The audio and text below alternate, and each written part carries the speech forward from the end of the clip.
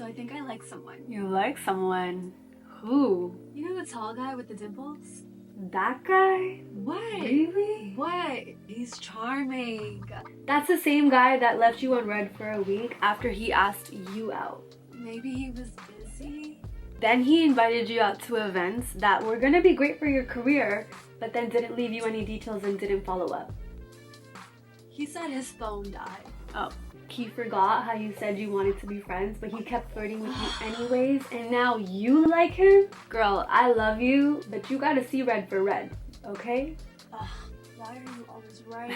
I feel like a part of growing up is learning to see red flags in people and learning to see when red flags are being triggered in you, just so you can avoid any sort of difficult, tragic situations from taking place, and so you can give yourself what you deserve, okay? This video is for the young girls who don't know what to look for. I have been through so many situations where I have accepted much less than what I deserve. I have accepted treatment that has been gut-wrenching. It's really sad, and sometimes I think about the old version of me having to deal with the things that I put up with, and I tolerated a lot. And I think this happens because we see some of these things being normalized within our upbringing, within our environments, within media. We start to think that this is just how things are, but I have experienced enough to know this is not what love is supposed to be. This is not what respect is. This is not what relationships are supposed to feel or look like. I have been single for 2.5 years now, and prior to that very short relationship, I was single for 5 years. So I've spent a lot of time being introduced to men, talking to them for short periods of time, and then having to move away or walk away or let go of the situation because they were showing some really bright red flags. I am at the point now where I cannot handle any of it, any of the mistreatment, any of the disrespect, any of the games, the hot and cold games. I feel like I am done with those cycles. I pray to God that I have learned my lessons, but so far, 2024, I don't have any stories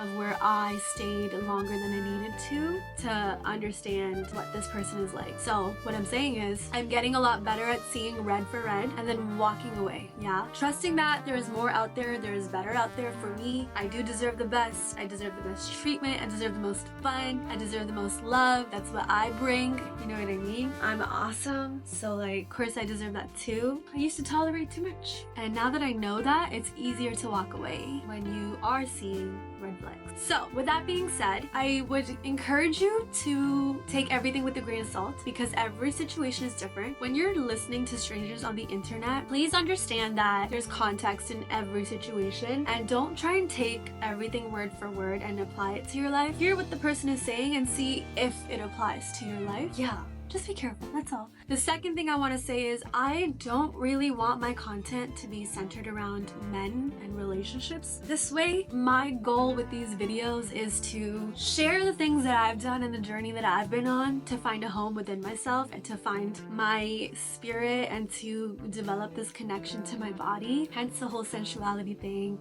Dance has helped me a lot with that. My goal is to keep the focus on yourself and not point fingers at the world about what this person is doing, what that person is doing. This specific video is about what you can do to recognize some uncommon red flags that I have seen over the years, and listening to these red flags has saved me a lot of trouble. So I'm sharing them because they might not seem like a red flag at the beginning, but at the end of the day, your focus is you first. Yes, we take accountability and responsibility with love and grace and compassion for ourselves. We are building a home within ourselves, and we are owning the greatness that we are, and we're giving ourselves the life and the world that we deserve, okay? So your focus is you, men secondary, okay? Okay, so let's get into it. This one was a really hard one to learn, but when people do too much too soon, that's a red flag. At the beginning of my healing journey, I was really looking for someone to come in and help me change my life. So my red flag was like waiting for someone to come and rescue me. Then the men would come and do so much so quickly that it would actually be love bombing. And I would take it as a sign of, oh my God, this person cares about me so much that they're gonna do so much for me. When really it's actually healthy to go slow.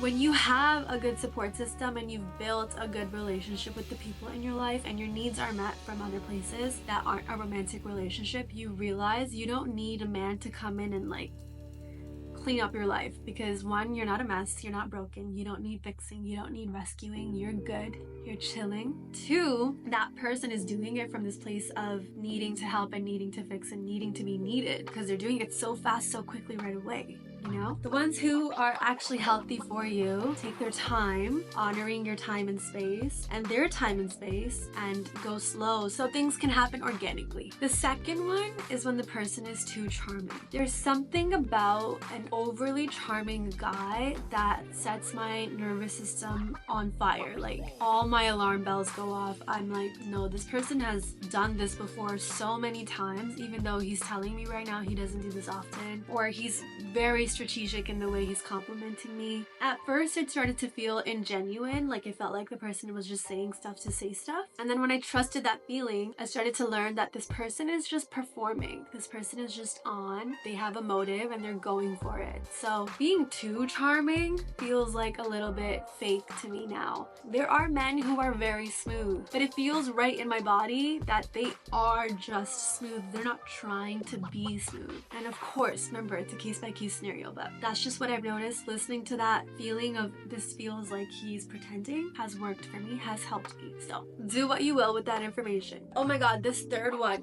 They ignore what you say. A man that does not respect your boundaries, total walking red flag. Is that even uncommon? I don't know. As a woman, I do want a dominant man. I want someone who is assertive. I do. But that doesn't mean you ignore my boundaries and you ignore what I've just told you. Like, there are men where I have let them know I want to be friends, or where I've said I want to be professional and they've always tried to make a pass at me, and they are so persistent on wanting more or doing more, or they continue to flirt with me. You're not listening to me, and now it's pissing me off, okay? The assertive, confident men, like actually masculine men, know when it's time to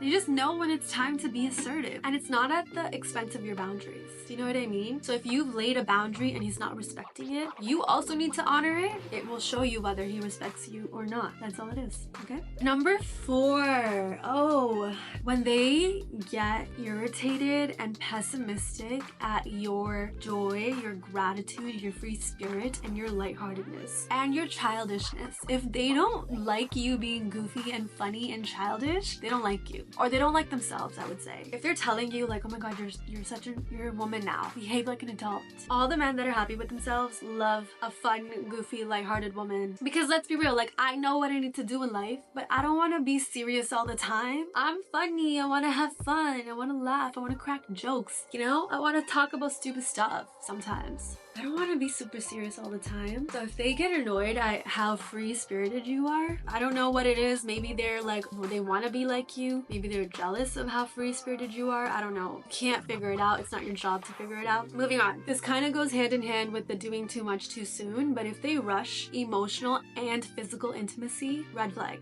Okay? They might say some things like, I just feel really strongly for you. You're the only one that makes me feel this way. I don't know why I'm holding a mic. You're the only one that makes me feel this way. You are not like the other girls. My response to that now is actually, I'm just like every other girl. I'm just like them. Why don't you like these other girls? What else do they say? They say, it's been a long time. I haven't been on a date in a long time.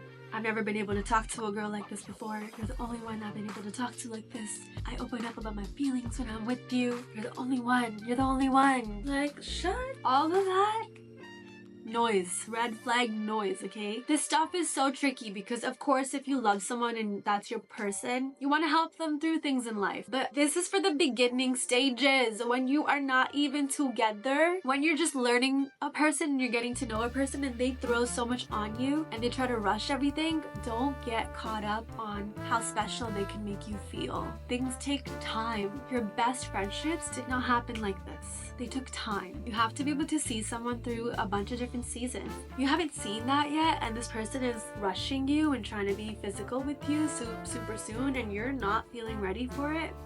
Listen to that feeling, okay? The real men go slow. The real men take their time. The real men honor your boundaries. The real men will go at your pace. They will not rush you into any emotional or physical intimacy ever. Ever. Next, this one is crazy and I've personally experienced this. When they are different in public and in private. I've had two experiences where one was the person was affectionate in private but treated me like a friend in public, and the other one was where they were affectionate in public but treated me like a stranger in private.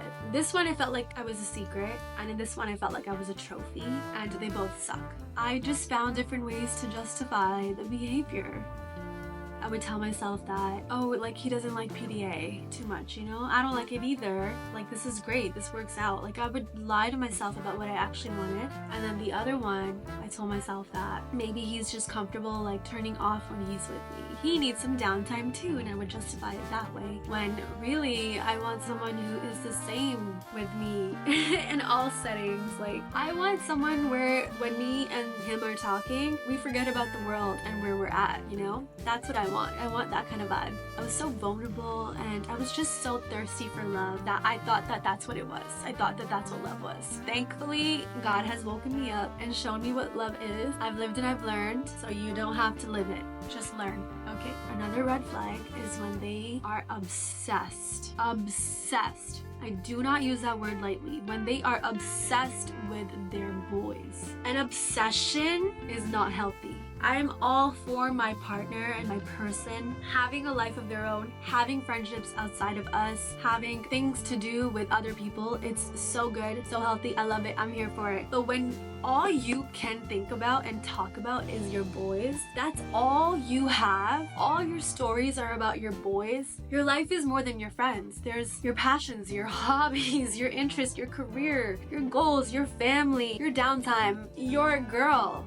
One time I was talking to a guy and I told him that I have solo traveled. When I first told him, he thought that was really cool. But then 2 days later, he comes back to me and he says, so I spoke to my boys about your solo traveling. Okay. And he was like, they said that girls only do that stuff to go get laid. Like, my guy, you think I have to go to a different country? You think I have to spend money to get some? You know what I mean? It really shows you that when I first told him, he had his own opinion about the solo traveling and he didn't really say anything about it. But then for him to come back and be influenced by his boys that he discussed with, these boys that have never met me, never spoken to me, they have their opinion on women solo traveling. Like, you guys just don't like women having a good time. You just can't comprehend that someone would do something for themselves to go pursue goals, to go pursue dreams. The obsession with the opinion of their boys, the time spent with your boys, it's too much. Like, how will you ever build a life with your partner? Is there room? Is there room for a partner? Is there room for a girl in your life? Because you seem to be fine with your boys. Anyways, I'm not dealing with that anymore. Any sort of obsession is a red flag for me because I want to live a neutral life. I don't want to be too obsessed. I'm down for being obsessed with your passions. I'm down for that. From a place of curiosity, from a place of joy, from a place of excitement. That's okay. The last red flag I think I will say is if the person has not spent any time alone. If they cannot be alone with themselves, with their thoughts, without other people, without a phone, without a TV, without headphones, I feel like that person has some work to do. I have spent so much time alone and I've made my head a really good place to live. Does it creep up on me? Yes. Is it perfect? Absolutely not. But I just want someone who's at that same level of I'm comfortable alone, but I want to live in the world with people and build with the partner. So just want to be in the same place as a person. But if they've spent zero time alone and they're shocked at my ability to do it, I don't think I could even like talk to that person about so many things. And I would have to just assume that the person is not comfortable with their own company and with their own mind. So that is a red flag for me. These are just the things that I've learned experiencing different situations. They may or may not help you, but I have just endured enough. I've dealt with enough mistreatment and disrespect. I don't want anyone else to go through what I've been through. I do believe everything does happen for a reason. Like, these situations presented themselves just so I can learn from them. And that's great. And I'm grateful for the blessing to learn. Maybe this can help someone else spark their self-love journey or add to their self-love journey and recognize that love does not mean mistreatment. It does not mean abandoning yourself. It does not mean disrespecting yourself and allowing someone else to treat you in a way that is just not nice, you know? I hope this helps you. I hope you can take from what I have lived through. Yeah, that is all for today. I will talk to you guys soon. One love. Peace.